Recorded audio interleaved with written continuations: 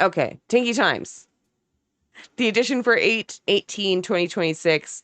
The weather in Ho Chi Minh City, Vietnam is 85 degrees currently. It's a high of 88 with a low of 78. There is a bit of rain. You've got some thunderstorms, precipitation at 64%.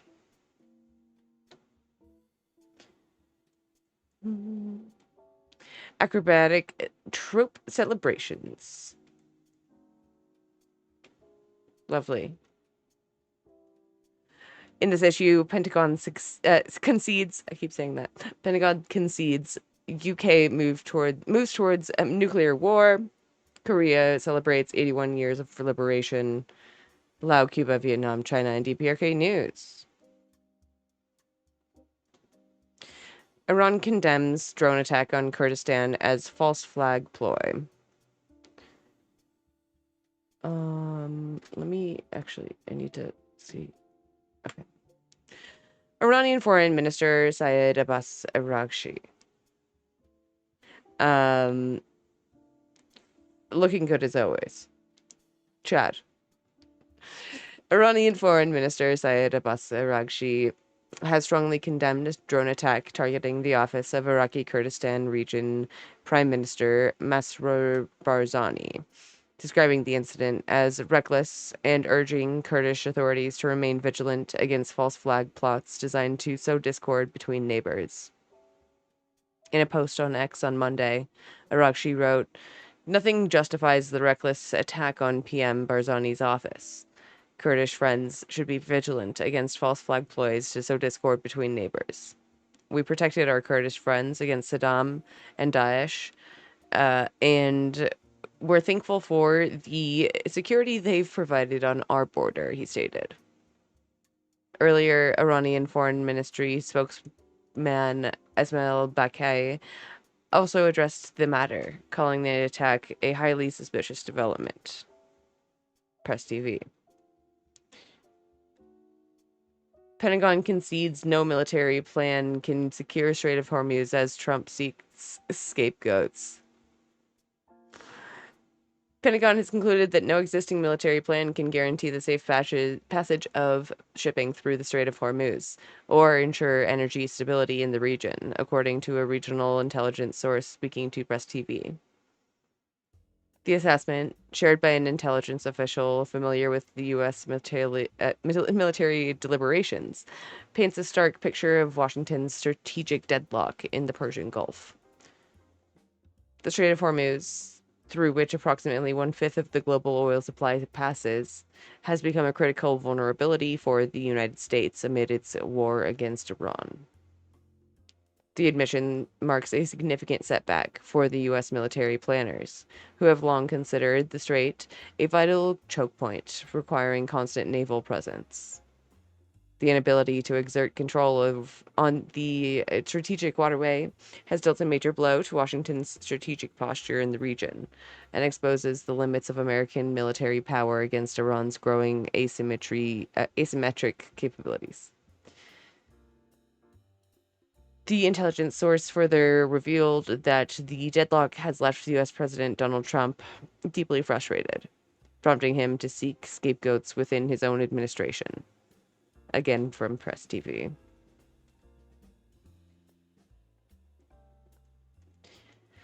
Attempted UAV attack on Moscow, largest in 2 years. The attempted attack on Moscow by hostile drones was the largest in the past 2 years, according to TASS calculations based on data released by Moscow Mayor Sergei Sobyanin.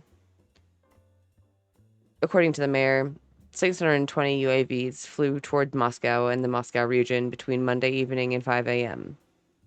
Moscow time on Tuesday, with 180 drones deployed in the capital region. Emergency services are working at the sites where the debris fell, the mayor said on his official Max channel. Prior to this, the largest attempted hostile drone attack took place between the evening of August 15 and 6:30 a.m. Moscow time, August 16. According to the mayor, 600 UAVs flew toward the capital, with 201 destroyed in the Moscow region. Sobyanin also reported that between the evening of July 6 and 6 a.m. Moscow time, July 7, air defense forces downed more than 430 drones, including 36 while approaching Moscow. TASS.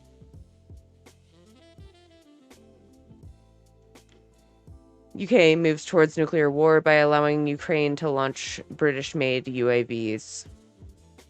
This is the story I was interested in. I wonder if there's any more here or not. I think that was the whole thing. Yeah. This is it.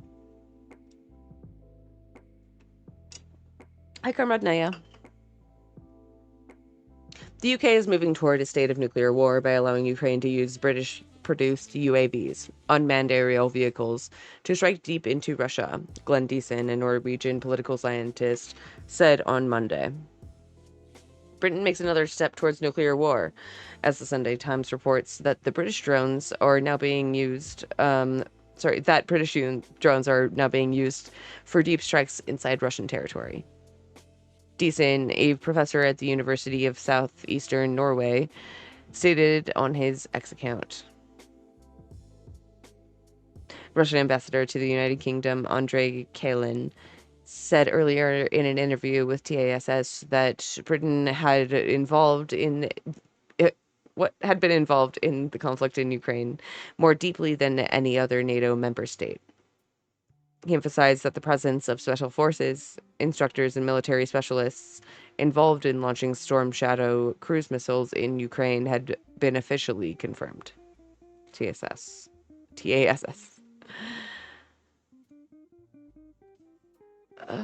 Support for Ukraine, anti-Russia sanctions, taking toll on Latvia's economy.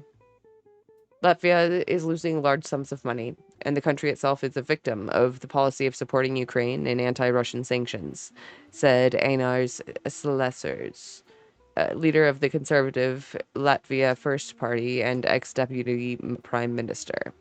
We're losing money.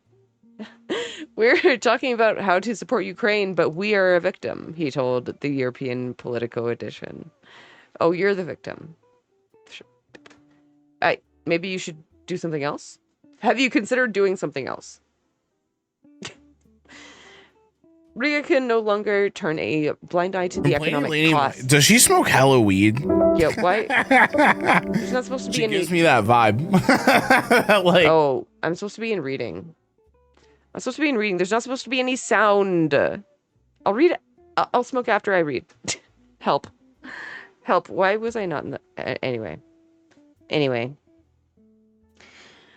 Riga can no longer turn a blind eye to the economic costs associated with supporting Kiev and anti-Russian sanctions, Slesser said, adding that when EU sanctions come up for renewal, Latvia should get in return support. He also did not rule out the possibility that the country should exercise its veto during the vote. We don't have a source. Oh, we lost the source. But that's interesting. I just want to read the rest of that is all. I could probably just like Google this.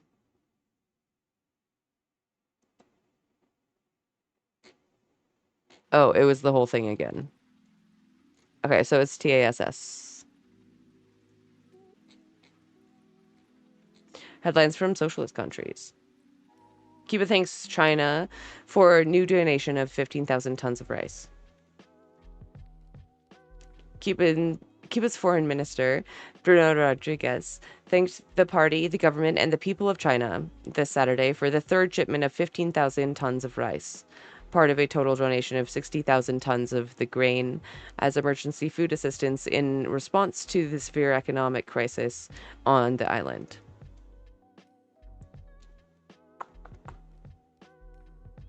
China delivers second 5,000 solar system donation to Cuba amid energy crisis.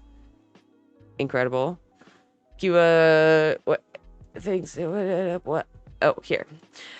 This Thursday, the shipment arrived in Havana, And the delivery ceremony was attended by Beijing's ambassador to the island, Huaxin, who asserted that with this rice shipment, the message arrives that China stands with Cuba. We will continue to support Cuba and its people who firmly oppose foreign interference from the United States, said the Chinese diplomat, according to state media reports, Telesur.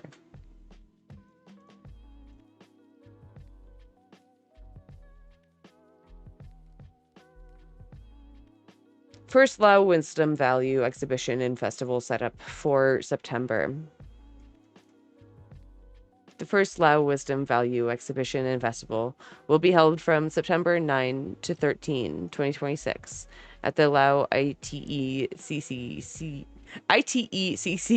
shopping mall in Vientiane capital, highlighting Lao traditional knowledge, handicrafts, culture, and locally developed products. The exhibition aims to recognize and preserve Lao traditional knowledge and the contributions of producers and experts, while promoting traditional handicrafts and distinctive Lao products. It will also provide opportunities for entrepreneurs, innovators, and creators to showcase and sell their products, establish business networks, and exchange experience with domestic and international consumers.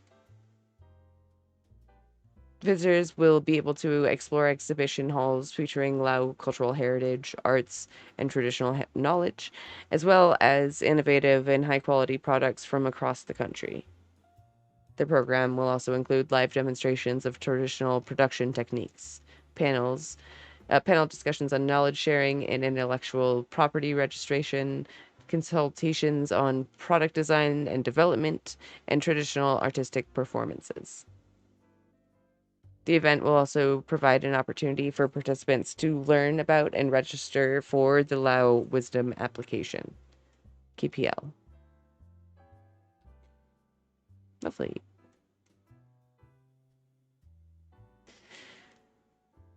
Leaders attend meeting marking traditional days of public security and diplomacy sectors.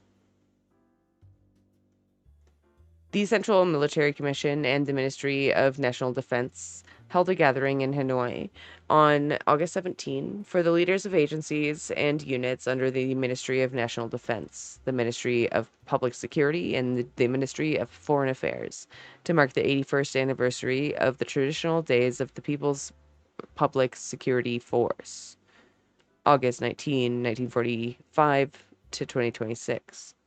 And the diplomatic sector, August 28, 1945 to 2026. General Secretary of the Communist Party of Vietnam Central Committee and President To Lam, who is also Secretary of the Central Military Commission, attended the event, along with Politburo member and Prime Minister Lee Min-hung, former Politburo member and former Prime Minister Pham Minh Chinh, and Politburo member and National Assembly Chairman Tran Thanh Man, VNA. Here's our photos here.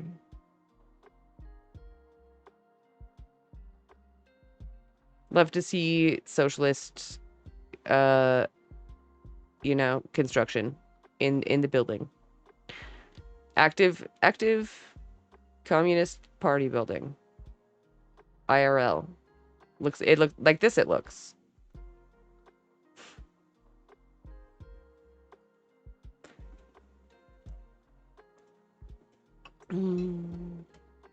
Cuba's going to be the first totally green country and will be freed from the blockade via their own development. Socialism is truly incredible. Indeed. Literally. Okay. Japanese media warn of Takaichi's return to pre-war era. Several editorials by Japanese media outlets on Sunday criticized the administration of Prime Minister Sanae Takaichi for avoiding reflection on history and downplaying Japan's wartime responsibility on the 81st anniversary of the country's unconditional surrender in World War II, warning against the growing signs of a return to the pre-war era. On Saturday, Takaichi delivered an address at the National Memorial Service for the War Dead. In her speech, she made no mention of Japan's past wars of aggression against its Asian neighbors or the immense suffering they caused. Nor did she apologize for Japan's history of aggression, while the world's remorse was also absent from her remarks.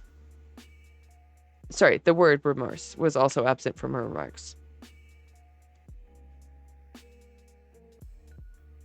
In this regard, an editorial from the Mainichi Shimbun pointed out that Japan's credibility as a peaceful nation will be undermined if the lessons of the war are not squarely faced. Also on Saturday, Japanese Defense Minister Shinjiro Koizumi and several other cabinet members visited the notorious Yasukuni Shrine, which enshrines 14 convicted Class A war criminals. Ew. Cringe, dude. What the fuck? Japan's getting a lot more fascist again, all of a sudden. Hate to see that. Imperialism is spreading. It never stopped. It never stopped. It never stopped being imperialist. It never did. It just got like a friendlier face. Particularly in Japan. In its editorial, the Asahi Shimbun noted that the Yasukuni Shrine had been closely linked to militarism as a core institution of state Shinto and had served as a tool for mobilizing the public for war. It said Koizumi's visit was particularly alarming given his position as the minister commanding the Self-Defense Forces, CGTN. China's AI models lead the pack as DeepSeek tops ranking. Shout out DeepSeek again. Chinese AI models have taken the top 5 spots in weekly token usage, according to the latest data from OpenRouter, a global large language model aggregation leaderboard. From July 28 to August 3, AI models worldwide processed 56.8 trillion tokens. Chinese models accounted for 28.13 trillion tokens, compared with 4.38 trillions for US models. That's 14 weeks in a row that China has held the lead. 9 of the world's top 10 most used models last week were Chinese. DeepSeek's V4 Flash topped the rankings with 7.1 trillion tokens in weekly usage, followed by Xiaomi's Mimo V2.5 with 5.4 trillion, Tencent's HY3 with 48.9 trillion, DeepSeek's V4 Pro with 3.1 trillion, and ZAI GLM 5.2 with 2.87 trillion.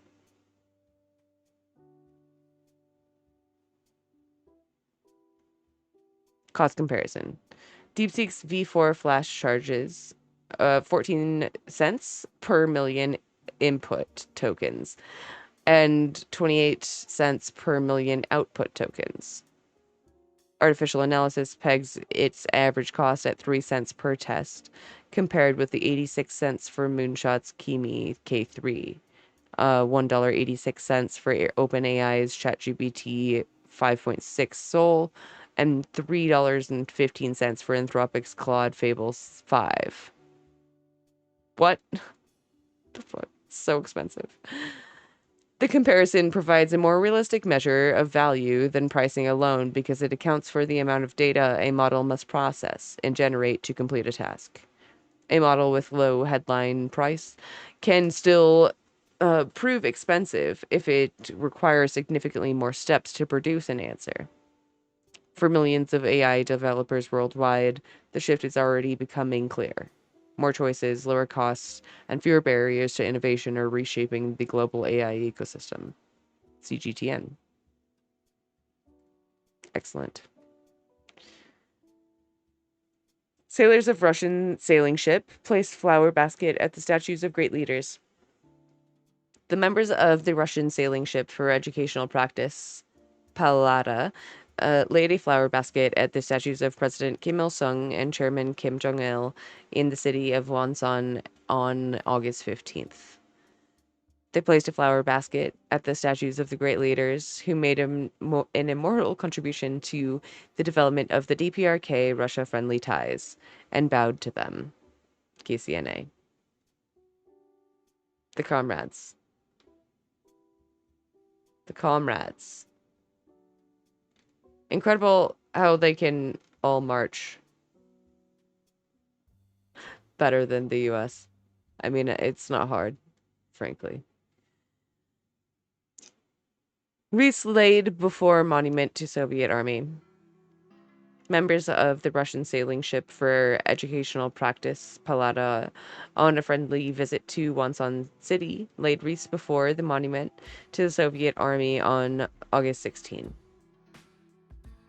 Present were officials of the Kangwon Provincial People's Committee, officials concerned, the chargé d'affaires ad interim, and members of the Russian embassy here, and the president of the Far Eastern State University of Fishery Technique.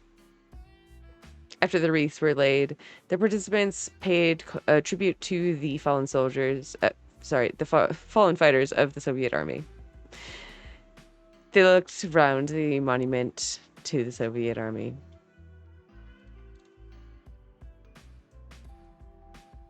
Excellent. Excellent photos.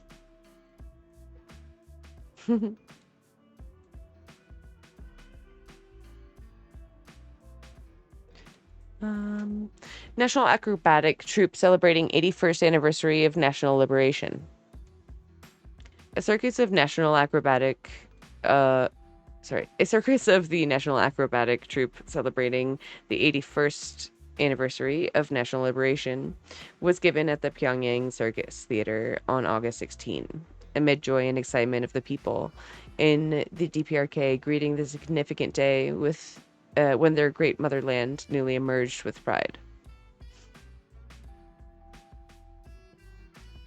On the occasion of the 81st anniversary of national liberation, Comrade Kim Jong-un extended warm congratulations to all the people and the service persons who are creating a new era of comprehensive development with their boundless love for their precious and sacred country and confidence and optimism about their cause.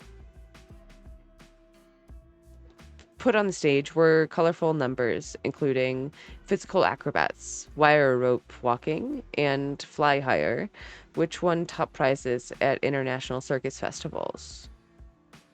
The peculiar pieces, given by a juggler familiar with the people, made the audience imbued with the world of mysterious jugglery. The performance was acclaimed by the audience, and it drew out the excitement, admiration, and cheerful laughter. Expressing great satisfaction over the acrobats' successful performance, Comrade Kim Jong-un warmly congratulated them. Political news team. Rodong. I think that's Rodong Singmon. Excellent. Excellent. I wonder if there's any video of that. Actually, wait, let me look at this. More pictures? Perhaps? Oh, I don't know if I can load this. Respected Comrade Kim Jong-un receives greetings from Palestinian President. The respected Comrade Kim Jong-un, General Secretary of the Workers' Party of Korea, President of the State Affairs of the Democratic People's Republic of Korea, and Supreme Commander of the Armed Forces of the DPRK, received a message of greeting from Mahmoud Abbas, President of the State of Palestine and Chairman of the Executive Committee of the Palestine Liberation Organization, on August 15. The message said, "With my consideration, we are pleased to extend to Your Excellency, and through you, to the friendly people of the Democratic People's Republic of Korea, The warmest congratulations on the occasion of the 81st anniversary of Korea's liberation. We take this opportunity to wish Your Excellency good health and happiness, and your country and your people greater progress and prosperity. Please accept, Your Excellency, the reassurances of my highest considerations. KCNA. That's so nice. That's lovely. Respected Comrade Kim Jong-un receives greetings from co-presidents of Republic of Nicaragua. The respected Comrade Kim Jong-un, General Secretary of the Workers' Party of Korea, President of the State Affairs of the Democratic People's Republic of Korea, and the Supreme Commander of the Armed Forces of the DPRK, received a message of greeting from Daniel Ortega Saavedra and Rosario Murillo, co-presidents of the Republic of Nicaragua, on August 12th. The message said, "Dear Comrade, we're celebrating August 15, 2026, the 81st anniversary of national liberation, with you and WPK members, your heroic people, and the DPRK government. On the occasion of the significant day of celebration, the heroic victory the people of your country achieved by fighting against the colonial occupation with the historic will for the sovereignty and indomitable spirit for freedom. We, on behalf of the Nicaragua National Reconciliation and Unity Government and its people and the Sandinist National Liberation Front, and on our own behalf, extend the warmest congratulations. We take this opportunity to pay tribute to tens of thousands of people of the DPRK who dedicated their lives to peace and well-being of the people with their greatest heroism, bravery, and love for the motherland. On the occasion of this significant day, we're looking back on the eternal legacy of President Kim Il-sung, founder of the DPRK, and the tenacity and wisdom of Comrade Kim Jong-il, and admire the undaunted courage and correct leadership of Comrade Kim Jong-un, General Secretary of the WPK and Head of State. We express the conviction that we will continue to struggle together with you to achieve the well-being, prosperity, and development of the two peoples, and to build a peaceful, safe, righteous world where the peoples can lead an independent and free life. Dear comrade, we extend to you the fraternal and revolutionary embrace from the blessed and eternally free Nicaragua, and sincerely wish you and your people's happiness. Salute, dude, from KCNA. And that's it. That's the whole Tankie Times, a Tank Tube production. Thank you for listening. Thank you.